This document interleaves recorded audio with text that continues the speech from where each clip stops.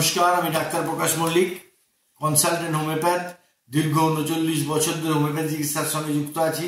আজকে একটা বিষয় নিয়ে কথা বলবো, সেটা হচ্ছে পিডোফিলিয়া। এটা কিছু নয়, এটা একটা সামাজিক সমস্যা। আজকে যে দিকে দিকে ধর্ষণ হচ্ছে, এবং সেই ধর্ষণ কাকে হচ্ছে না, বাচ্চা ছেলে মেয়ে তাকে ধর্ষণ করে তাকে খুন করে ফেলছে। আপনারা খবরের কাগজ পড়লেই দেখতে পাচ্ছেন। এটা একটা সামাজিক সমস্যা, এবং আমি অন্য দৃষ্টিকোণের সামাজিক ব্যাধি। এবং এটা কেন হয়, কারা করছে? যখন একটু শিশু সে অযত্নে লালন পালিত হচ্ছে, তখন বিকৃত মনোভাবের জন্ম হচ্ছে, অপরকে পীড়ন করা তার মানসিকতা। এবং সেই জন্য প্রথমে একটা বাচ্চা দেখবেন অন্যের পেনিসটাকে ধরে টানছে, বা অন্য মহিলার যৌনাঙ্গে স্পর্শ করছে। এবং এই বিকৃতি বড় বয়সেও চলে যায়, যখন সেই ছেলেটি বড় হয়। এবং তখন তার এই যে যন্ত্রণা এবং তার এই চেতনা, সে কিন্তু অনেক সময় অনেক ছোট ছোট বাচ্চাদেরকে অ্যাবিউজ করে, এবং অ্যাবিউজ করে তাকে ব্যবহার করে, এবং ব্যবহার করে তাকে খুন পর্যন্ত করে দিতে উদ্যত হয়, কারণ কোনো প্রমাণ রাখতে চায় না। এবং এই বিজ্ঞান ভিত্তিকভাবে বলছে, এই শিশুগুলো তার মায়ের গর্ভে যখন থাকে, তখন তাদের মধ্যে কেমিক্যাল বা তার মায়ের মানসিক অবস্থা, মায়ের মানসিক যৌন চেতনা, সেগুলোও কিন্তু তার মধ্যে পতিত হয়। পরিণামে সে যখন জন্মগ্রহণ করে বাইরের পরিবেশে এসে যখন সে তা আবদার পায় না, তখন বিকৃত মানসিকতার জন্ম হয়। এর থেকে রক্ষা পাওয়ার উপায় কি?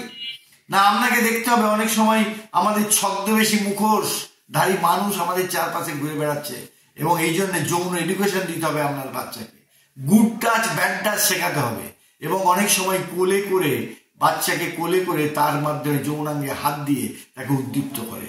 অনেক সময় দেখা গেছে আপনার বাচ্চা যদি কোনো একটি বিশেষ ব্যক্তিকে দেখে ভয় পায়, সে হতে পারে আপনার নিয়ারেস্ট কোনো আত্মীয়। সেই আত্মীয়র মধ্যেই তার বিকৃত যৌন চেতনা ওই শিশুর মানসিক বিকৃতি ঘটিয়ে দিতে পারে।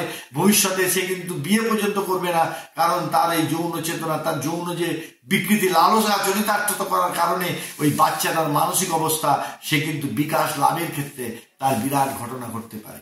তাই এক্ষেত্রে আমাদের সচেতন হতে হবে। যাকে আপনি আত্মীয় ভাবছেন, কোনো বিশেষ ব্যক্তি, তার সঙ্গে কিরকম আচরণ করছেন, সবসময় আদর করার আছিলায় তাকে কিন্তু বিকৃত যৌন লালসার শিকার হচ্ছে কিনা, ওই জন্য বাচ্চাকে আমরা সঙ্গে রাখতে হবে। অবশ্যই লক্ষ্য রাখতে হবে যে কোন মানুষরা তার সঙ্গে কি ব্যবহার করছে। অনেক সময় দেখা যায় প্রথমে কাকেও লজেন্স দিচ্ছে, তার প্রতি সে আকৃষ্ট হচ্ছে, তাকে ব্যবহার করছে, এবং দেখতে পাচ্ছি পত্র পত্রিকাতে একটা 40 বছরের মানুষ, সে একটা বাচ্চা ছেলেকে বিকৃতভাবে তার যৌন লালসার মেটাচ্ছে। এইসব জাতি, এটা একটা সামাজিক বিকৃতি। এটা আমার জীবনে আমি অনেক রুগী পেয়েছি, বাচ্চা ছেলে, সে তার দিদাকে পর্যন্ত জড়িয়ে ধরছে বিকৃত লালসার জন্য। সে ঘরে পোষা পাখির কে পর্যন্ত তার কাজের মাসি থাকতে চাইছে না।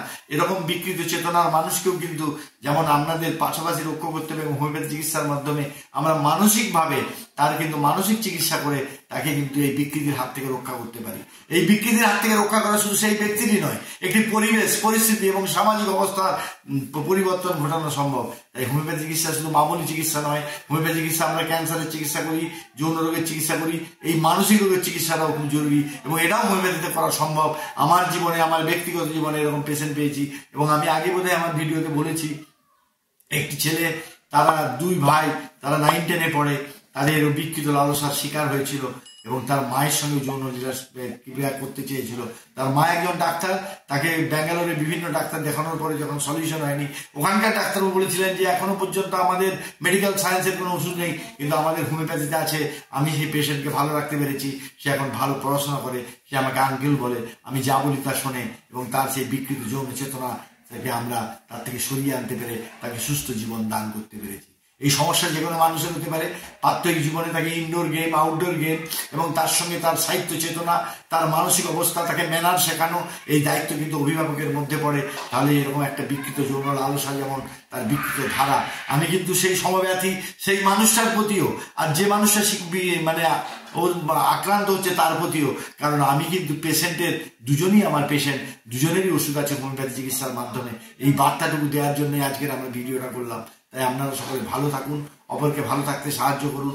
সবশেষে বলি, আমাদের ভিডিও যদি কোনো উপকারে লাগে তাহলে লাইক করুন, শেয়ার করুন, কমেন্টস করুন, বেল আইকনটা টিপে দিন। এবং আপনারা চাইলে, আপনাদের যদি কোনো প্রতিষ্ঠান থাকে, আমরা এই ওয়ার্ল্ড ফেডারেশন হোমিওপ্যাথির মাধ্যমে আমরা কিন্তু এরকম সেমিনার করতে চাই এবং বিনামূল্যে চিকিৎসা শিবির করতে চাই। তার কারণ যে আসলে আমরা মনে করি টাকা থাকলে ওষুধ কেনা যায়, কিন্তু কখনোই স্বাস্থ্য কেনা যায় না। টাকা থাকলে বই কেনা যায়, কিন্তু কখনো সংস্কৃতি কেনা যায় না। টাকা থাকলে বিছানা কেনা যায়, কিন্তু ঘুম কেনা যায় না। তাই এই চেতনা আমাদের বারবার এইভাবে আমাদের নতুন প্রজন্মকে ভাব বোঝাতে হবে যে শুধু ওষুধ খেলেই হবে না। যৌন বিকৃতিও একটা অসুস্থতার বড় কারণ বলে আমার মনে হয়। একজনের একটা ভুল ভবিষ্যৎ জীবনকে দুর্বিষহ করে তুলতে পারে, সেরকম অনেক পেশেন্ট আমরা পেয়েছি। এবং যৌন রোগের শিকার হওয়া যায়, এটাও কিন্তু অস্বাভাবিক নয়। তাই সেই দৃষ্টিকোণ থেকে আপনারা এ ব্যাপারে সচেতন হবেন, এই আশা রেখেই আজকের ভিডিও শেষ করলাম। নমস্কার।